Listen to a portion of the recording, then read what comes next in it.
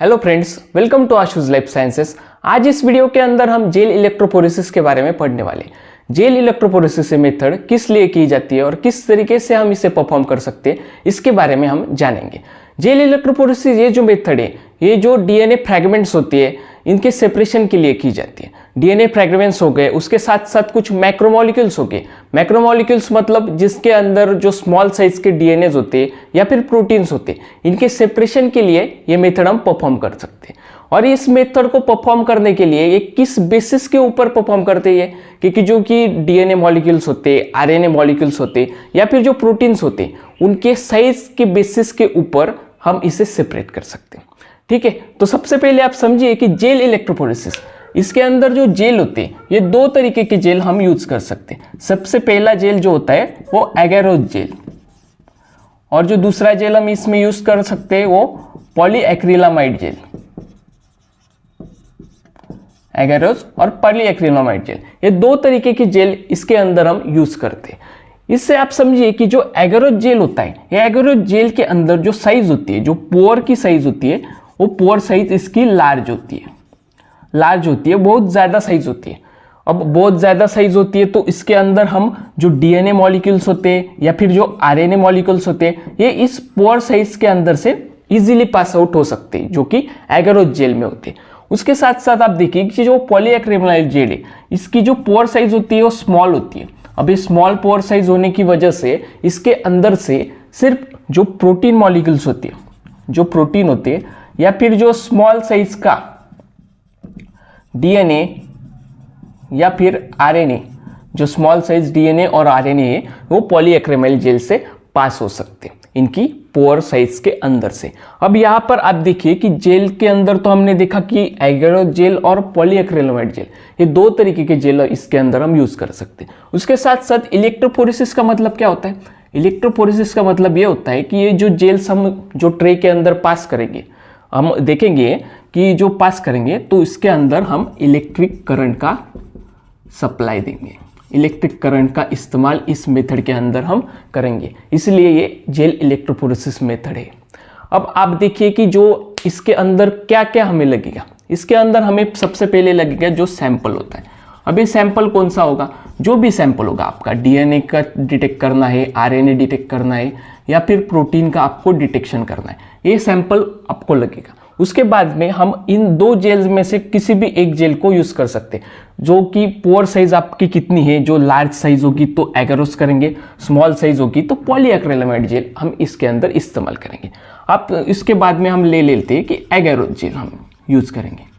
Agarose gel का preparation किस तरीके से करेंगे, आप स्क्रीन पर देख सकते हैं कि ये जो एगेरोस जेल है, ये पर्टिकुलर आपको जितना चाहिए उसके कंटेंट आप ले सकते हैं। इसके साथ साथ इस एगेरोस जेल के अंदर हम टीएई और टीबीई, ये दो तरीके के कुछ बफर्स होते हैं, ये एगेरोस जेल के अंदर हम ऐड करेंगे। अब ये ऐड करने के बाद में हम इसे अच्छी तरीके से माइक्रोवेव के अंदर माइक्रोवेव के अंदर हम इसे प्लेस करेंगे और अच्छी तरीके से ये आपको स्क्रीन पर देख सकता है, ऐसा रिजल्ट दिखेगा। अच्छी तरीके से मिक्स आउट हो जाएंगे तो इसके बाद में हम एगेरोस जेल इस्तेमाल कर सकते हैं। अब ये एगेरोस जेल आपको अगर मिला बीकर के अंदर,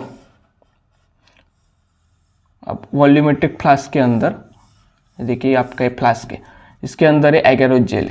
अब इस एगेरोस जेल के अंदर हम ईटीबीआर ऐड करेंगे। अभी ईटीबीआर क्या होता है?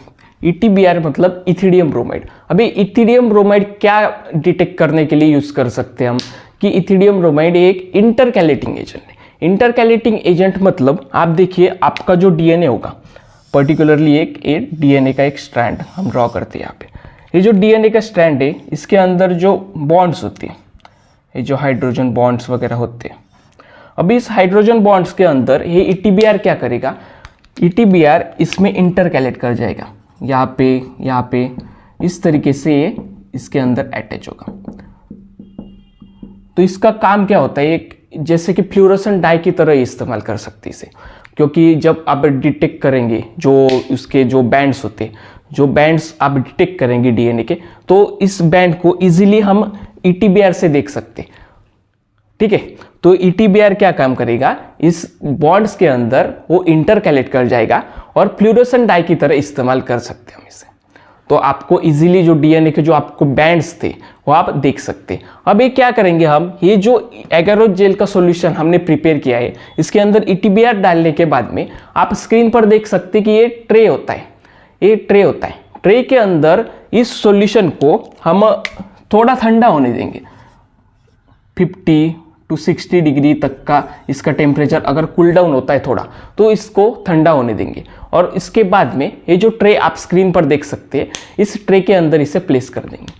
ट्रे के अंदर प्लेस करने के बाद में 15 से 20 मिनट या फिर उससे ज़्यादा समय अगर लगता है तो उतने समय तक इसे हम सॉलिडिफाई होने देंगे। सॉलिडिफाई होने के बाद में हम क्या करेंगे, इसके अंदर कॉम रख देंगे। ये आप देख सकते हैं स्क्रीन पर, ये कॉम रख देंगे। कॉम रख देने के बाद में ये पूरी तरीके से अगर सॉलिडिफाई होता है तो हम इसे कॉम्स वगैरह कुछ देर के बाद में निकाल लेंगे। अब ये प्रोसेस होते होते आप देखेंगे कि इस तरीके का आपको ये मिलेगा। इसके अंदर ये जो कॉम्स थे तो यहाँ पे वेल्स बन गई, कुछ है वेल्स बन गई, ये होते वेल्स जो कॉम्ब हमने रखा था उसकी वजह से। तो इसके अंदर हम सिंपली क्या करेंगे, ये जो पहला दिख रहा है आपको, ये आप अच्छे से समझिए, इसे हम डीएनए लैडर कहते हैं। ये होता है डीएनए लैडर। अभी जो वेल्स होती है, ये वेल्स के अंदर हम सैंपल लोड करेंगे। सैंपल जो भी हमने प्रिपेयर किया था, जो बफर सॉल्यूशन वगैरह, आपको जो डीएनए का ये जो सैंपल लगने वाला है, ये सैंपल इसके अंदर हम लोड करेंगे। यहाँ पे लोड कर देंगे ये वेल्स के अंदर। अब वेल्स के अंदर लोड कर देने के बाद में आप यहाँ पर अब समझिए कि हमने देखा था कि इलेक्ट्रोफोरेसिस, जो इलेक्ट्रिक करंट है, अब किस तरीके से वर्क करेंगे। देखिए आप, सबसे पहली बात एक आप समझिए कि डीएनए जो होता है वो नेगेटिवली चार्ज मॉलिक्यूल होता है। DNA is negatively charge molecule. तो नेगेटिव चार्ज होगा तो यहाँ पे जो ये सरफेस दिख रहा है आपको, ये नेगेटिवली चार्ज होगा। इसे हम कैथोड इस तरीके से रखेंगे, यहाँ पे कैथोड प्लेस करेंगे और यहाँ पॉजिटिव मतलब यहाँ पे हम एनोड प्लेस करेंगे।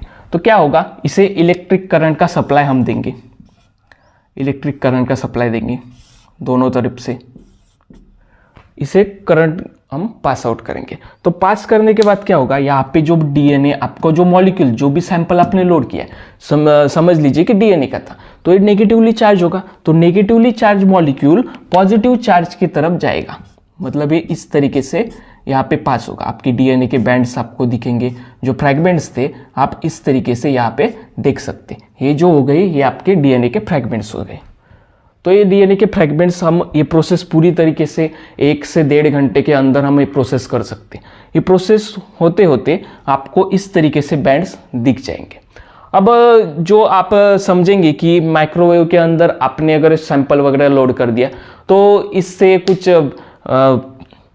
मतलब जो भी मॉलिक्यूल्स होते हैं ETBR वगैरह वो डालते, तो पर्टिकुलर टेम्परेचर कूल डाउन होने के बाद में आप इसे ऐड कर सकते हैं। नहीं तो ये मतलब गड़बड़ा जाएगा, आपका सैंपल जो होता है वो उसको गड़बड़ हो सकती है, या अच्छी तरीके के आपके रिजल्ट नहीं मिलेंगे। अब क्या करेंगे, ये जो ट्रे होता है ये हम अच्छी तरीके से यहाँ से निकालेंगे और इसे UV विजुअलाइज करेंगे। UV के अंदर हमें इसे विजुअलाइज करना होगा।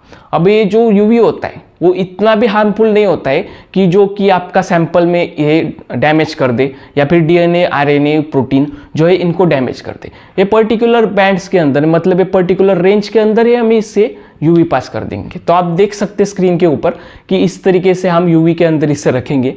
UV के अंदर रखने के बाद में आपको स्क्रीन पर ये देख रहे हैं इस तरीके के आपको बैंड्स दिखेंगे। ये रिजल्ट्स आप देख सकते हैं। अब ये पर्टिकुलरली साइज के हिसाब से काम करता है जेल इलेक्ट्रोफोरेसिस, ये मैंने आपको बताया। तो जो कि 100, 200, 500, 600 इसकी बेस पेयर जितनी होगी DNA, RNA जो मॉलिक्यूल्स है, तो इसके हिसाब से आप इसे देख सकते हैं। तो इस तरीके से हमें इसके रिजल्ट्स मिलेंगे। ठीक है, तो ये मेथड इस तरीके से फॉलो होगा। अगर आपको इस वीडियो के अंदर कोई डाउट है तो आप कमेंट सेक्शन में पूछ सकते हैं। Thank you very much for your patience listening.